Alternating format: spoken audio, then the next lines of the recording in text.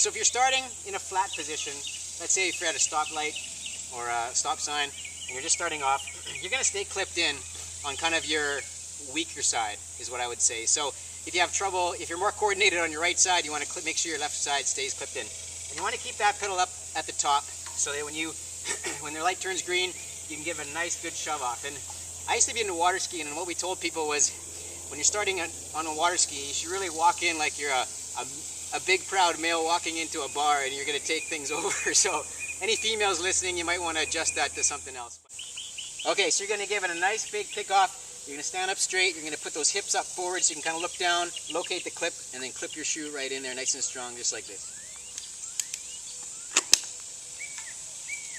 Okay, so if you're doing a downhill start, it's not going to happen a lot on your trip probably because there's not a lot of lights. Well, maybe where you are there are, but not a lot of lights that kind of start on a downhill. But it actually is a lot easier to clip in because you're rolling. You don't even have to give it a big strong kick. So just something like this, if you really just kind of start by standing up, letting your momentum go, take your time and clip in because you don't really need to propel yourself like you do going flat or uphill. So here we go.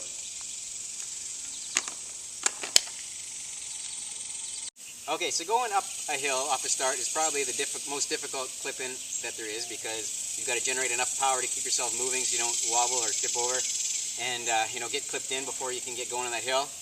Also, sometimes just going up a hill is intimidating enough for some people, so it adds to the stress a little bit. Now, one little tip which you can do, if there was like a red light here or even a stop sign, a little tip would be to maybe like back it up a little bit. Like don't stop right at the hill, maybe back it up 10 feet so you got a little bit of a flat start.